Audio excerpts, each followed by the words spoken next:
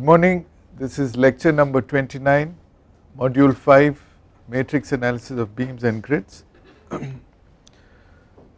Today we will complete the application of conventional stiffness method and we will introduce the reduced element stiffness method. This is covered in this book which you need to refer to, Advanced Structural Analysis. We will continue with conventional stiffness method. Remember we did different types of problems. We first took a non-prismatic fixed beam, then we did a continuous beam, remember 3-span continuous beam which also had an overhang, and we did not take any shortcuts. So we have dealt with different boundary conditions. We also dealt with internal hinges, we also dealt with intermediate supports.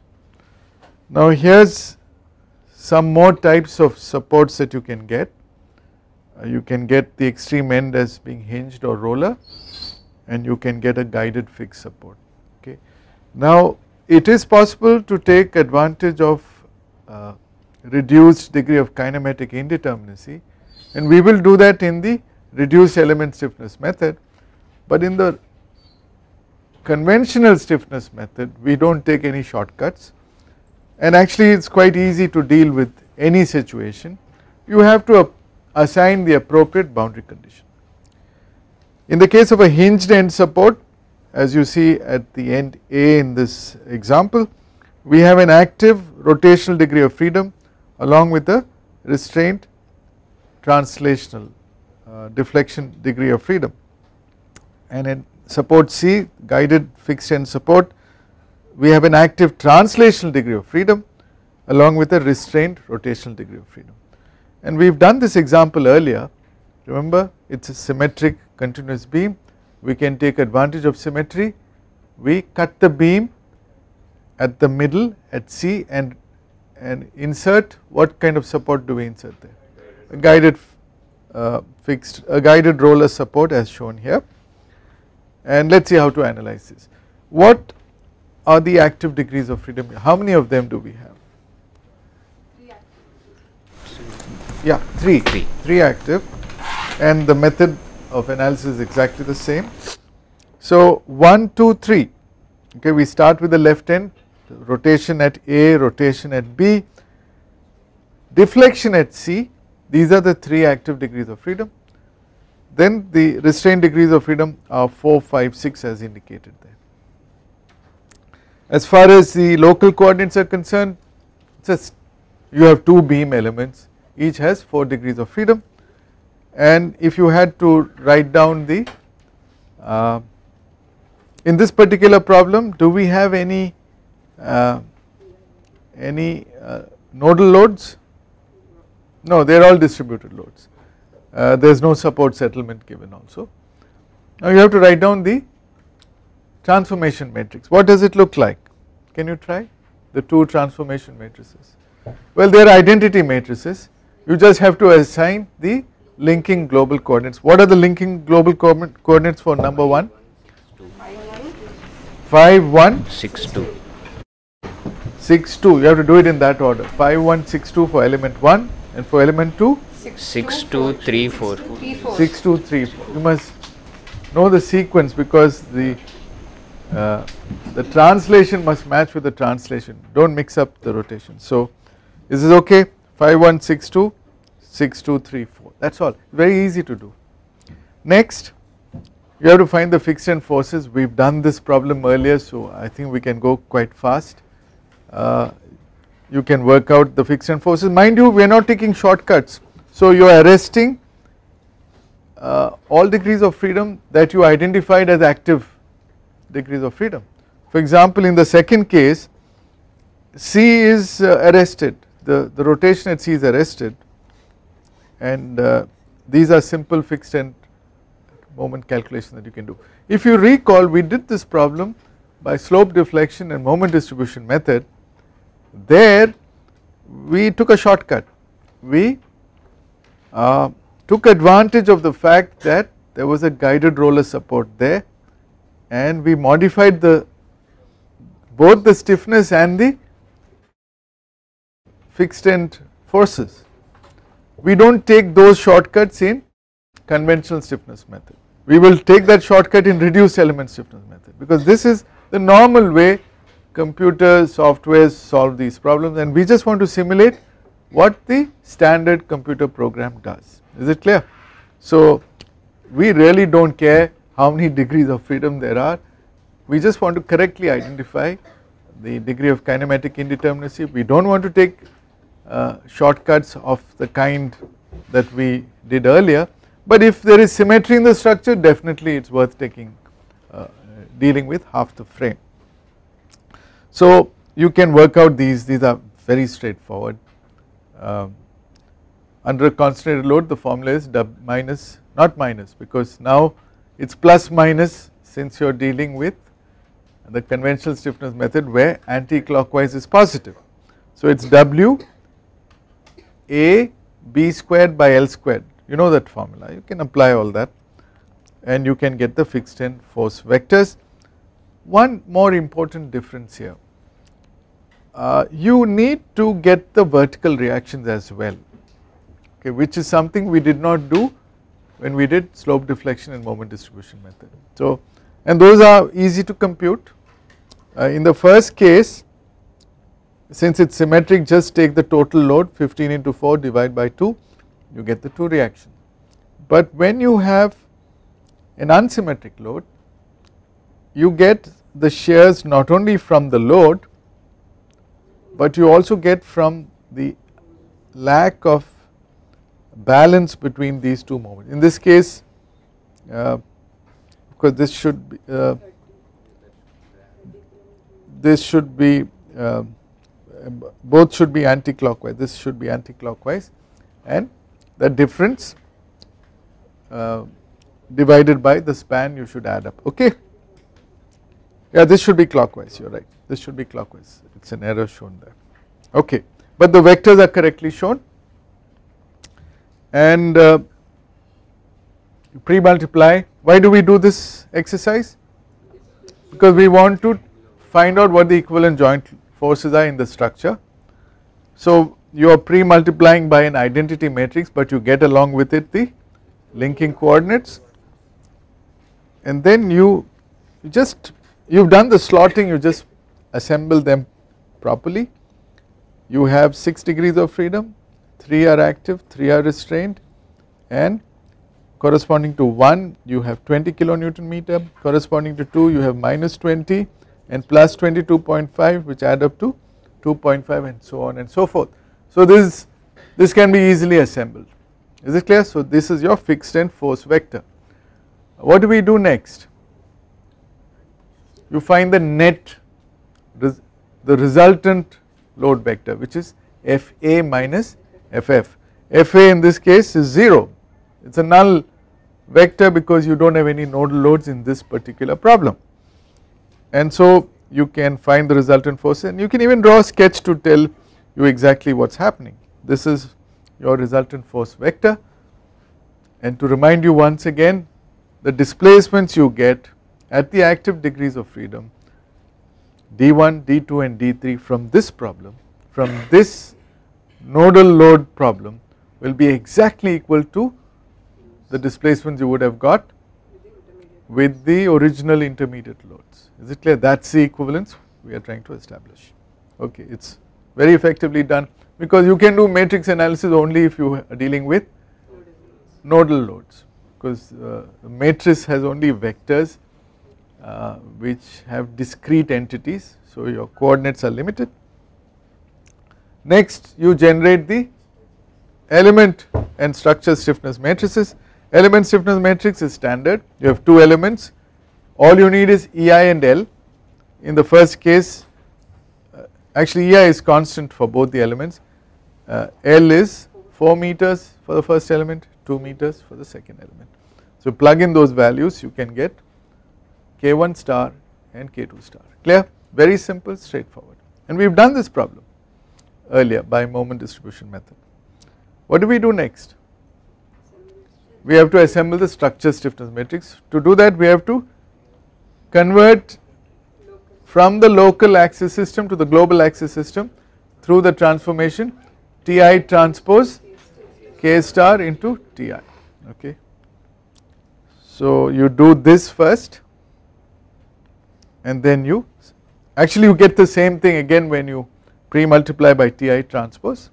You have got the linking coordinates, then you have to do the slotting, which I will not explain, okay. You will finally end up with a full 6 by 6 matrix. The top upper corner is always KAA, the bottom lower corner is KRR, the upper right corner is KAR, the lower right is KRA. You should write a program ideally which will generate this automatically, and you should just take a look and check that it's symmetric and that it's the diagonal elements are all positive, and you're set to handle any loading, okay. This is what the computer does. The moment you give the geometry of the structure and the material properties, it's ready with the stiffness matrix, then it's waiting for the loads. You've also got the loads. So now these are your equilibrium equations. If you solve the first equation, you see how familiar this whole thing is now. There's nothing, I mean, once you've got the method, you've got the solution. So solve the first one and you'll get some solution. In this problem EI was not mentioned, okay. So if you plug in the value of EI, you will get the answer in millimeters and radians. What do you do next? Find the support reactions. How do you do that? Take the second equilibrium equation and plug in the value of dA. In this problem dr is a null vector, you will get some answers. And what should you do after you get these answers? No, before that you must check equilibrium, okay, you must check equilibrium, and it's a simple check. You can do many checks, you can do a moment equilibrium check, but the least you can do is you just add up the total downward forces must add up to the total upward forces, and it's exact to the third decimal place in your solution. Then you find the member forces, you are familiar with this. Here you have to be careful about one thing. What is that? You have got, okay, there is a Fi star F missing. What is it that you need to be careful about?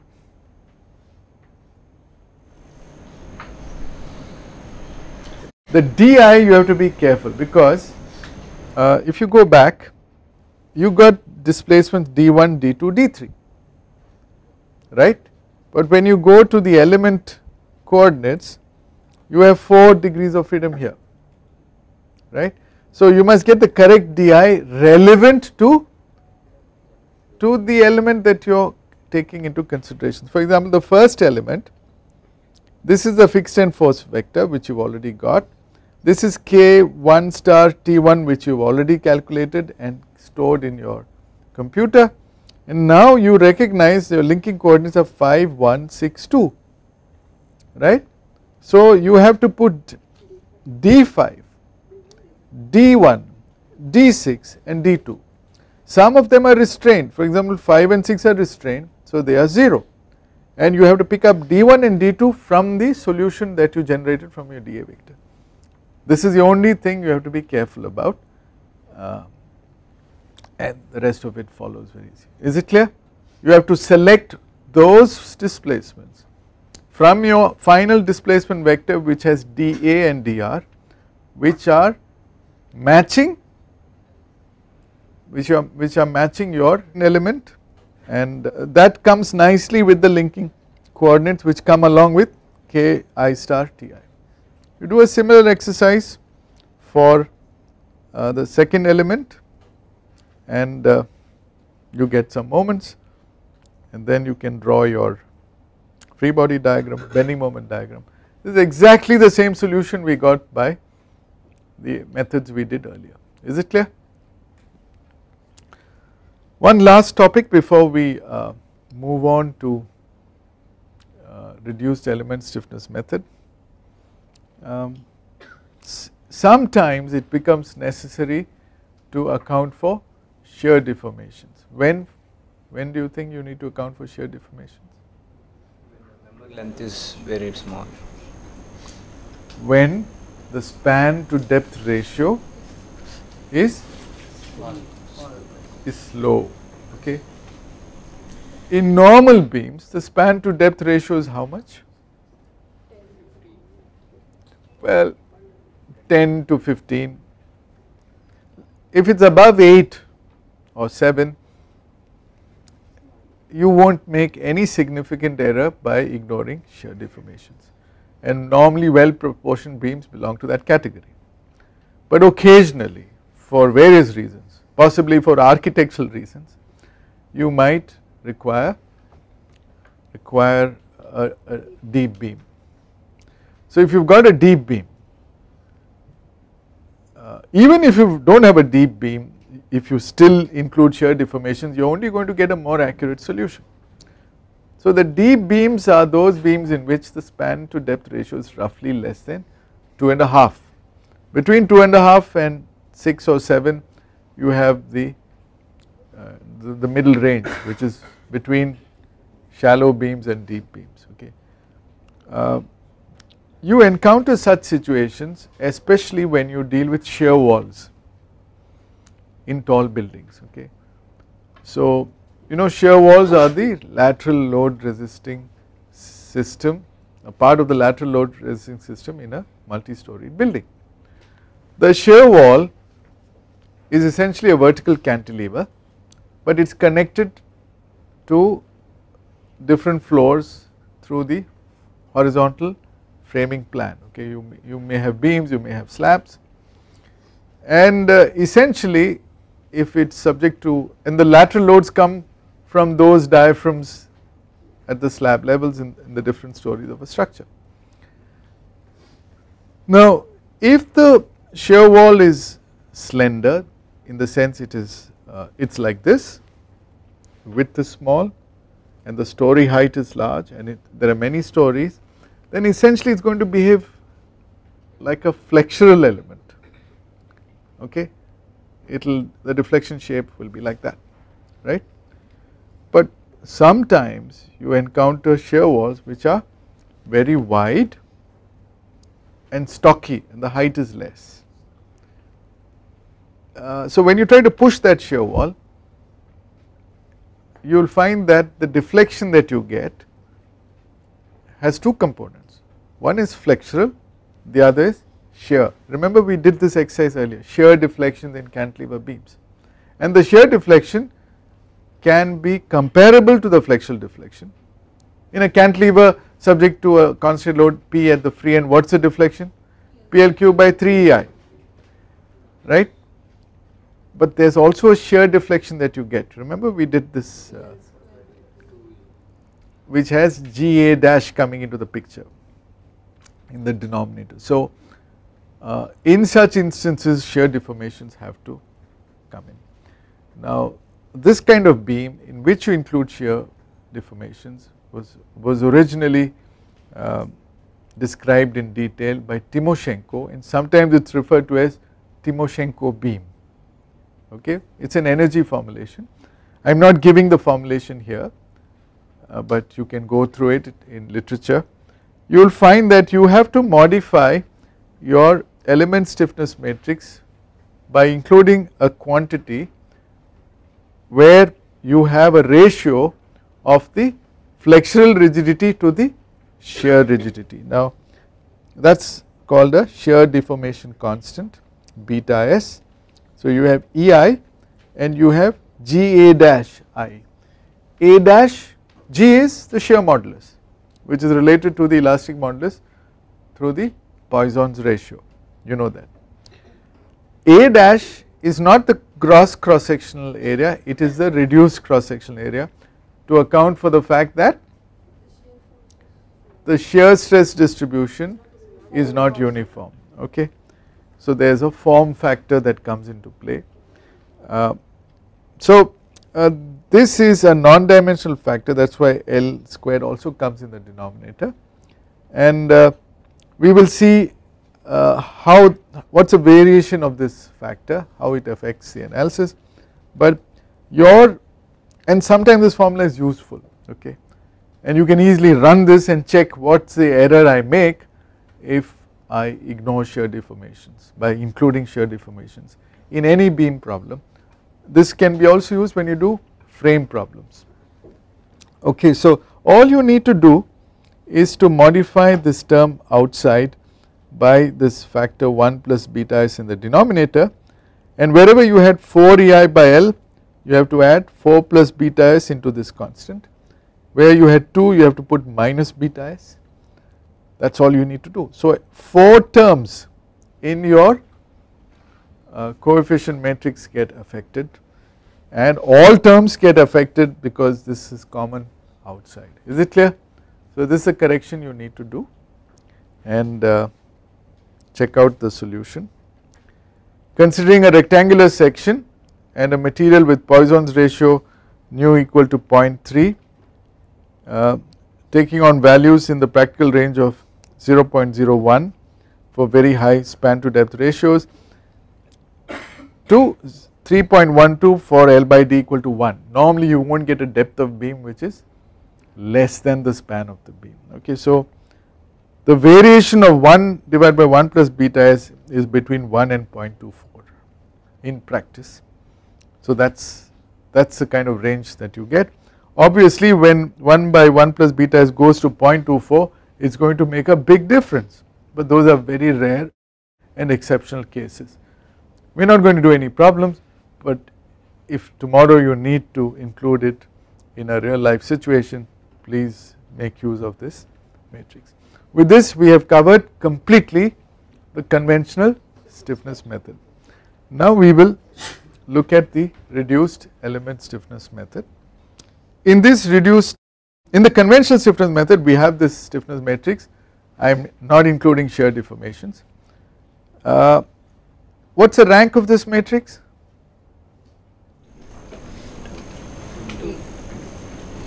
3. 2. Rank is 2. Okay. It is not 3, it is 2. You can easily make out, is it not? Take a look. You can play around with the rows and columns, and 2 of them will, if you find the reduced form. But more easily you can see why is the rank not 4 but 2? What does it point to? There are only 2 equations of equilibrium available. That is why you can't find the inverse of this matrix. It is a singular matrix, but in physically what does it mean when you find the rank is not full? What does it point to? It depends equations. The other forces physically depend on what does it, we have discussed this earlier. The other forces are It dependent. is unstable, it can have rigid body motion. See, you can have a flexibility matrix only for a stable structure, right, and but you can have a stiffness matrix for an unstable structure. Okay, that is at the element level, not structure. The structure has to be stable, otherwise your structure stiffness matrix will become singular. It is very interesting, your element stiffness matrix is singular, but your structure stiffness matrix will not be singular unless you take the full K matrix. You have KAA will not be singular because you are arresting some degrees of freedom, and you have to arrest a certain minimum number for it to be stable. Is it clear? Now what is the, to make this stable, what should we do? You can arrest any of these 2 degrees of freedom. If you make it simply supported, it is going to be stable. So that is the element we will use. We did this for the axial element, remember, we caught hold of one end and we said you can pull only the other end. Here also you arrest it and you have a simply supported beam. So from now on, in the reduced element stiffness method, this is the element that we will use for the element level. Why can't we use a cantilever? You can, it is a good question. You can use a cantilever, please do so, but most of us like simply supported conditions. and we are already familiar with 2 star and 4 star. That 4 EI by L, 2 EI by L is now child's play for all of us. So for sheer convenience we have used simply support, but you can also use cantilever. In the book I have discussed this. In the book I have also used a cantilever as an option, but I do not want to confuse you, go by simply supported, okay, but you can also use. Now can you write down the element stiffness matrix for this straight away? It is a 2 by 2 matrix, and we will use a symbol K tilde. What is it? Some K constant into unit matrix. Can you extract it from the full 4 by 4 matrix? How do you extract it? What should you remove? What should you remove? What should you remove from that 4 by 4 matrix to just knock off the first column, third column, first row, third row, and whatever you are left with? 442. So that is the easiest you can do. Whatever you are left with is your reduced element stiffness method. But let us do it in a way that you will appreciate better. Let us use a physical approach and derive the same thing. So what do you normally do to get the first column? You apply D1 star equal to 1, and the moment linked with that is 4 EI by L. You have a carryover moment at the other end which is 2 EI by L. That is all you need to worry about. Do not worry about the reaction. If you want to, the deflected shape will look like that. The point of contraflexure will separate the beam, the ratio 2:1. The bending moment diagram will look like that. Clear? If you now do D2 star equal to 1, you get a similar figure, and from this you can generate your element stiffness matrix. Is it clear? Very easy to and very easy to remember. 4 EI by L, 2 EI by L, 2 EI by L, 4 EI by L, no minus signs here. Clear? Easy. Okay. Now you can also do it from flexibility matrix, because you can, if you invert the flexibility matrix, you get the reduced element stiffness matrix. In the axial element it was very easy because it was 1 by 1, and it was EA by L or L by A. Here it is not 1, it is 2 by 2. So let us do this. You remember, if I take the same simply supported beam, apply F1 star equal to 1, the deflected shape will look like this, and if I use conjugate beam method or some such method, I can show that this angle here F1 star 1 star is L by 3 EI, and the angle here will be half this but in an opposite direction. It is minus L by 6 EI, right? And if I do F2 star equal to 1, it will look like this. So what is my flexibility matrix?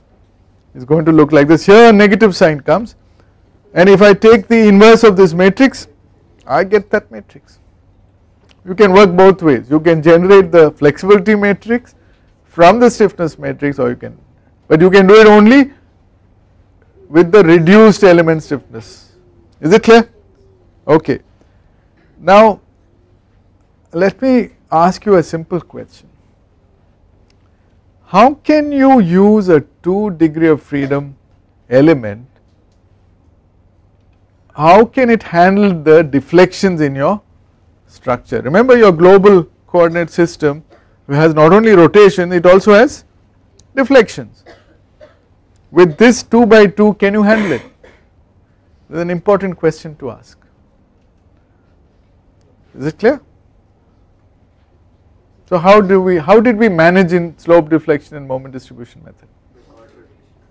Chord rotation, that is right, we use chord rotation, right. So normally if you do not have chord rotation, your interpretation in this element AB is MAB is F1 star, MBA is F2 star, theta A is D1 star, and theta B is D2 star, okay. These are flexural rotations, agreed. If you have chord rotation, That means you have relative movement, differential settlement, and now we switch our sign conventions. We say that anti-clockwise chord rotation is positive, vertical deflection upward is positive, not downward. Okay. So dB minus dA both acting upward. If dB is more than dA, you will have an anti-clockwise rotation and phi will be positive. Is it clear? How do you deal with this?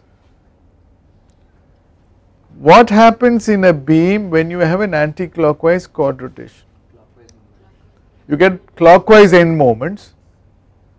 So how can we take advantage of this?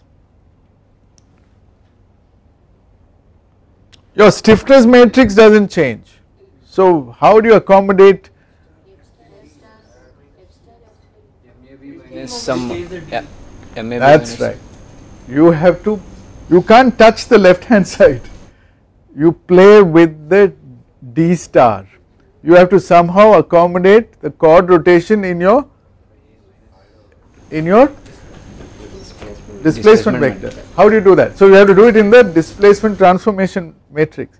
So how do you do that? Theta A minus 3 by theta A minus phi. That is what you do. So that is what you do. So it is a clever trick. If you have an anti-clockwise chord rotation, just recognize that the effect it has is that of a clockwise flexural rotation at both the ends. Let us demonstrate this once, because most people who have done this have really not fully understood this. I hope you understand why we are doing it. You can go back to our earlier sessions and see how we did it. So let us say you have some displacement transformation matrix to generate for this element. Let us do it component by component. Let us say from your global coordinate system you have some dj.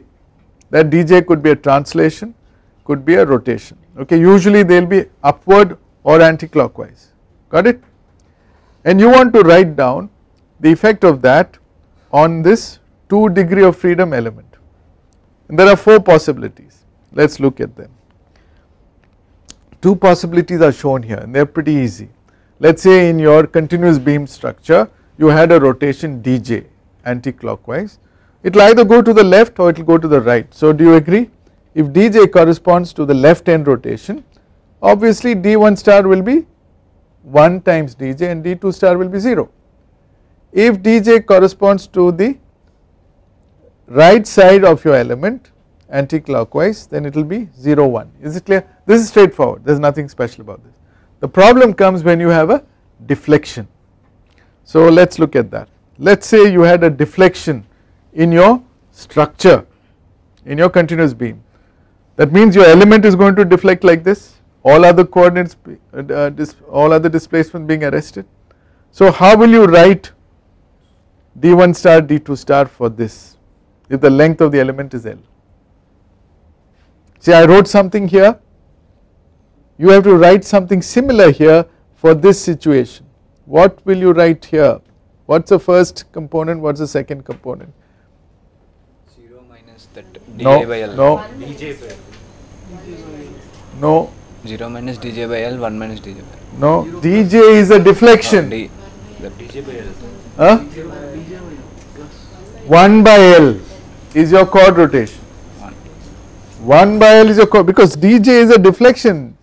You do not put chord rotations in your global coordinates, you put only deflections. Get it straight. So you put 1 by L. Now the question is, should you put plus 1 by L or minus 1 by L? So you have to think, if the left end is going up, then you are having a clockwise chord rotation. So you have anti-clockwise end moments. So you should put plus, because anti-clockwise is positive. Well done. And the last case is when the right end goes up, that is it. Is it clear? Just to seal your understanding, let us take a look at this situation. I have shown an element here which is part of a continuous beam. okay, and the coordinates are L, M, N, P, it could be anything, and so this is part of a continuous beam, and this could be active degrees of freedom, restrained, I do not care, okay. So let us say they come together like this, dl, dm, dn, dp at the global level. At the element level I have only 1 star and 2 star, right, the element coordinates are d1 star, d2 star, and you need to do this transformation. Can you write down TDI in terms of L,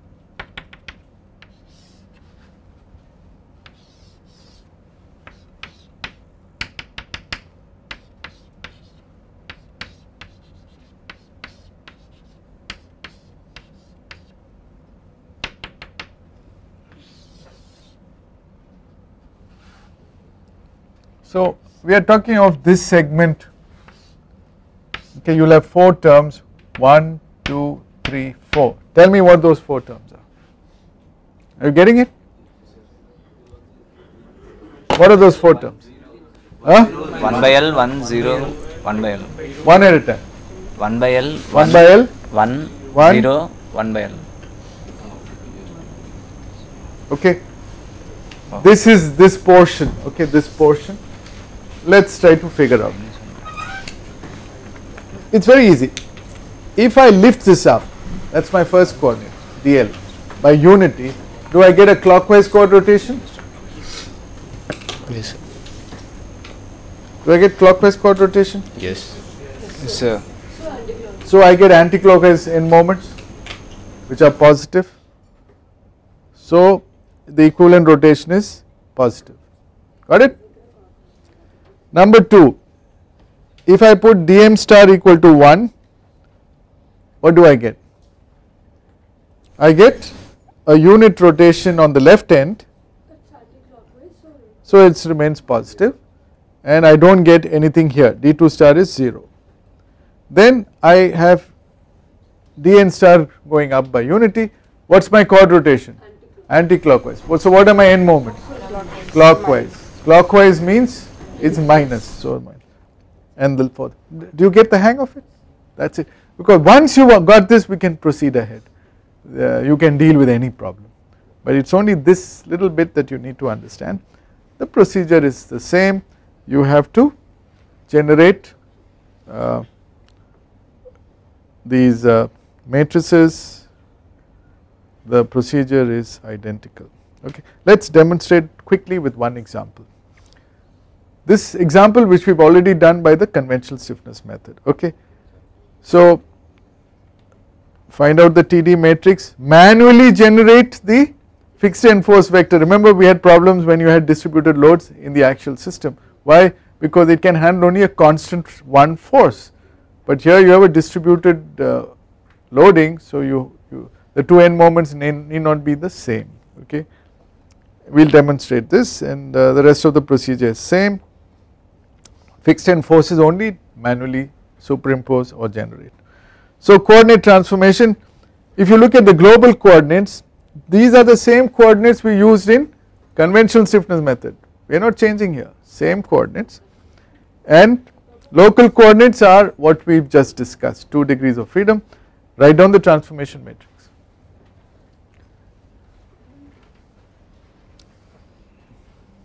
Write down the transformation. There are 2 matrices you have to write, TD1 and TD2, you can put it all together also. So let me help you. First of all, the given loading is, you have a nodal moment 30 kilonewton meter. So this is what you will get. Let us do it together. Listen carefully. D1 equal to 1, this goes up. It causes an anti-clockwise chord rotation in element 1 and causes a clockwise chord rotation in element 2. So when you have anti-clockwise chord rotation, you will get clockwise end moments. So you should put a minus sign. So it is minus 1 divided by 10. So you get minus 1 divided by 10 for the left one, and for the right one you get plus 1 divided by 10. Is this clear? You have all got it? I am just extending what we did here. So you fill up the first column for which covers both TD1 and TD2. Second one, D2 equal to 1, you have a rotation here. The right end of this will have 1 and the left end of this will have 1. So 1 1 0 1 1 0. Is it clear? Clear? And now you move to the restraint coordinates. 3 equal to 1. If you lift this up, it affects only element 1. You have a clockwise chord rotation in element 1. So anti-clockwise, that is positive. So you get plus 0.1 plus 0.1, nothing happens to the second element. Number 4, if you give a rotation here, it affects only D1 star 1 in the first element, nothing else happens, 1 0 0 0. Number 5, you lift this up, you have anti-clockwise chord rotation in the second element, clockwise end moments, so equivalent flexural rotation will be negative 0.1 0.1 in the second element, nothing happens. Is this clear? And so on and so forth.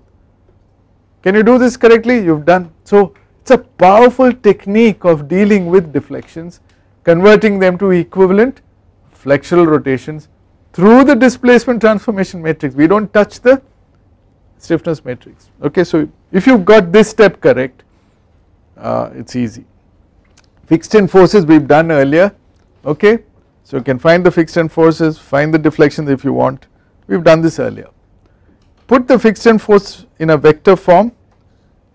Okay, you have got these diagrams. So this you have to directly get. Okay, in conventional stiffness method you could assemble it doing the contragradient principle, right? You can put Ti transpose. Here you can't do that.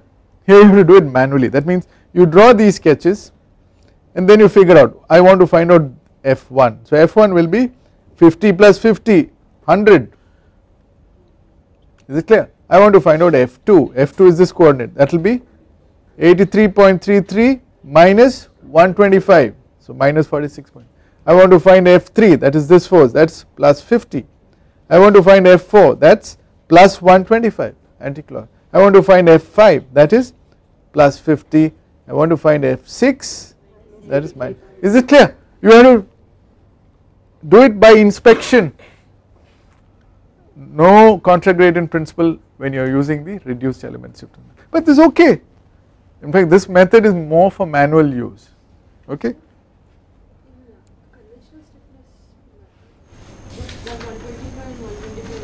Yep. That's right. We also do it here, by the way. Here also we write F star. That this doesn't change, but we have only 2 here. There we had a 4 by 1 vector. We included 50-50 also, and we did the Ti transpose and we got the linking coordinates and then we did slotting. It was all done mechanically. Here you can't do that. You have to do it with your eyes open. Is it clear? Okay. Then find the net load vector. From now on, it's the same as conventional stiffness method because you've got beyond the element. So this part is common, and of course the element stiffness matrix derivation you have to do carefully. So you have 2 elements. Okay, span is same, EI is changing. Very easy to write down. 4 2 4 2 4 2 2 4 EI by L. Then what do you do after you write K star? You do K star TD. TD you've already got. Don't have to write any linking coordinates because you've got all the global coordinates in one go. And then what you do? You pre-multiply this with TD star and you just sum up. Just sum up. and you have got the same structure stiffness matrix which you generated in the conventional stiffness method, okay, but you manage with less coordinates. Then this solution is ditto, same as what you did in conventional stiffness method, because you have to invert the Ka, you have to find, so we are just reproducing what we did earlier. What do you do next? Find the support reactions, same equation, okay, you can check equilibrium. Then last step, member forces, you have to do a little carefully. You have done this, you remember when you computed the structure stiffness matrix, you first did Ki star Tdi, that comes in handy here because that is what you invoke here, okay, and plug in those values, you will get the same answers. Please go through this problem, solved in the book also, exactly same solution. Is it clear? So we demonstrated one application, we will do all the other applications as well in the next class. Thank you.